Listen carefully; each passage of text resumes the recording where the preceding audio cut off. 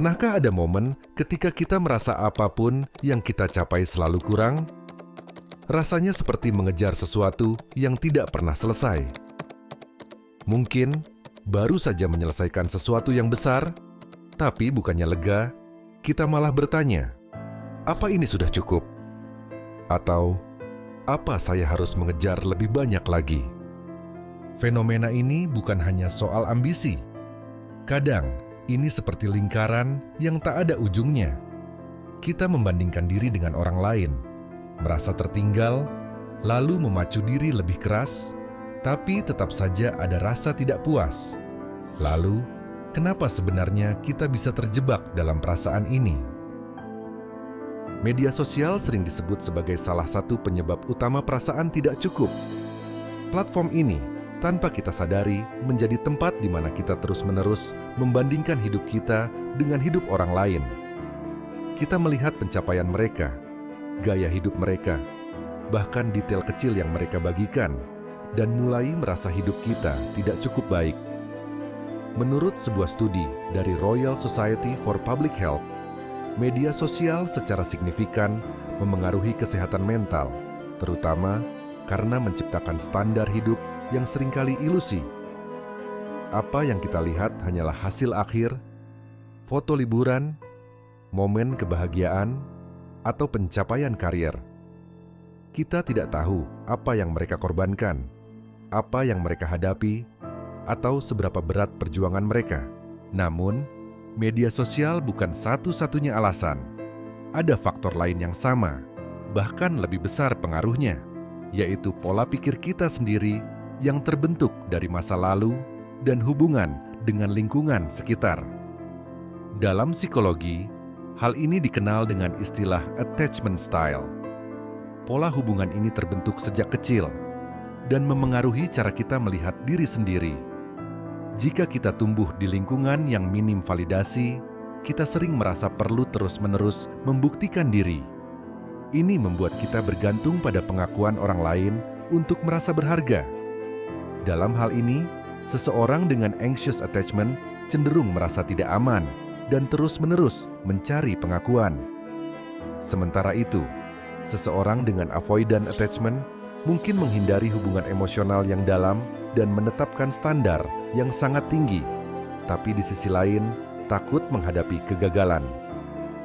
Ada sebuah teori dari psikologi positif yang menjelaskan bagaimana otak kita bekerja dalam konteks kebahagiaan. Otak manusia memiliki mekanisme adaptif yang disebut hedonic treadmill. Ini adalah proses di mana kita cepat beradaptasi dengan hal-hal yang sebelumnya membawa kebahagiaan. Contohnya, ketika seseorang membeli barang baru, awalnya ada rasa senang dan puas. Tapi setelah beberapa minggu, barang itu terasa biasa saja dan muncul keinginan untuk mencari sesuatu yang lebih baru. Hedonic treadmill ini menciptakan siklus di mana kita terus merasa perlu memiliki atau mencapai lebih tanpa benar-benar merasa puas dengan apa yang sudah ada.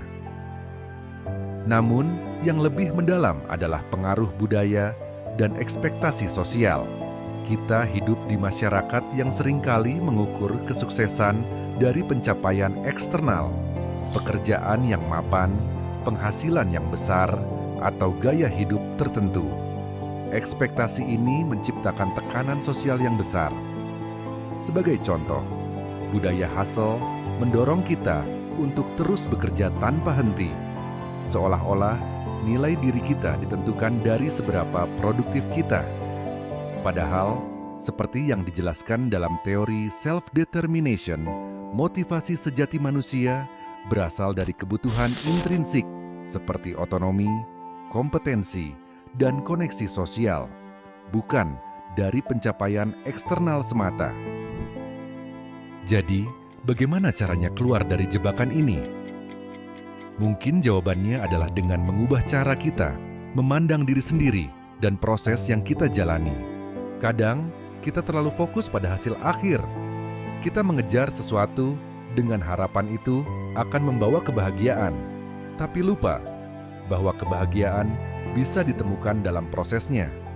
Misalnya, saat belajar gitar, Daripada langsung memikirkan kapan akan mahir memainkan lagu, kita bisa mencoba menikmati setiap langkah kecil, seperti belajar chord dasar atau melatih jari. Proses itu sendiri punya nilai jika kita memberi ruang untuk menikmatinya. Selain itu, penting untuk lebih bersikap ramah pada diri sendiri. Seringkali, kita adalah pengkritik paling keras bagi diri kita sendiri. Ketika kita gagal atau merasa tidak cukup, coba tanyakan, apa yang sedang saya pelajari dari pengalaman ini? Memiliki self-compassion berarti memahami bahwa setiap langkah, termasuk kegagalan, adalah bagian dari perjalanan. Salah satu cara melatihnya adalah dengan mencatat 3 hal yang kita syukuri setiap hari. Tindakan sederhana ini membantu kita melihat bahwa hidup kita tidak seburuk yang sering kita pikirkan. Dan tentu saja media sosial perlu dikontrol. Kita bisa mulai dengan membatasi waktu menggunakannya. Mungkin 1 jam sehari sudah lebih dari cukup. Alih-alih scroll tanpa arah, kita bisa menggantinya dengan hal-hal yang lebih bermakna, seperti membaca buku, menulis jurnal, atau sekadar menikmati waktu bersama orang terdekat. Tapi, terkadang, masalah terbesar bukan soal bagaimana menyelesaikan sesuatu. Masalahnya adalah memulai. Ada teori fisika sederhana yang bisa kita jadikan pelajaran, inersia. Benda diam cenderung tetap diam kalau tidak ada dorongan. Sama seperti kita. Awalnya, mungkin terasa berat untuk memulai pekerjaan atau kebiasaan baru. Tapi begitu kita mulai, momentum itu akan terbentuk dengan sendirinya. Mau olahraga? Mulailah dengan gerakan 5 menit. Mau kerja? Tulis 1 paragraf dulu. Yang penting, kita memulai. Dari situ, energi untuk melanjutkan akan mengikuti. Perasaan tidak cukup seringkali datang karena kita lupa untuk menghargai apa yang kita punya sekarang. Padahal, cukup bukan berarti memiliki segalanya. Cukup berarti sadar bahwa apa yang kita miliki hari ini sudah berharga. Jadi, mungkin ini saatnya berhenti bertanya, kenapa hidup saya tidak seperti mereka? Dan mulai bertanya, apa yang bisa saya syukuri hari ini? Seperti kata Theodore Roosevelt, comparison is the thief of joy. Kebahagiaan kita bukan soal menjadi lebih baik dari orang lain, tapi menjadi lebih baik dari diri kita kemarin. Jadi, apa langkah kecil yang bisa kita mulai hari ini?